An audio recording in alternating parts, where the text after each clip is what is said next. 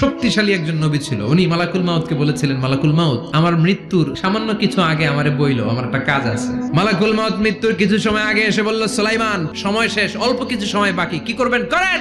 সাইয়েদনা সুলাইমান জিনদেরকে ডাকলো, ও জিনেরা, বিশাল একটা প্রজেক্ট আছে, প্রজেক্টে কাজ শুরু করো। আর কিছু জিনকে বলল, চারদিকে গ্লাস ফিটিং করা একটা রুম বানাও। সাইয়েদনা সুলাইমান আলাইহিস সালাম গ্লাস ফিটিং করা রুমের ভেতরে ঢুকলেন। এই রুমে ঢুকার দরজা নাই, হাতে একটা লাঠি নিলেন, লাঠির মধ্যে ভর করে দাঁড়িয়ে রইলেন আর জিনদের দিকে তাকিয়ে রইলেন। জিনেরা এত বদমাশ ছিল, সাইয়েদনা সুলাইমান দাঁড়িয়ে না থাকলে কাজ করতো না, দাঁড়ায় না থাকলে আজও লোকজন কাজ করতে চায় না, ঠিক কিনা?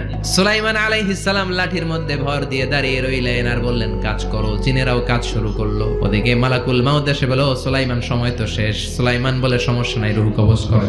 মালাকুল মাউত ওইভাবে লাঠিতে ভর দেওয়া অবস্থায়, দাঁড়ানো অবস্থায় সাইয়েদনা সুলাইমান আলাইহিস সালামের রূহ কবজ করে নিলেন। উনি এমন ভাবে দাঁড়িয়েছেন, রূহ চলে গেল, লাশ হয়ে দাঁড়িয়ে রইলেন।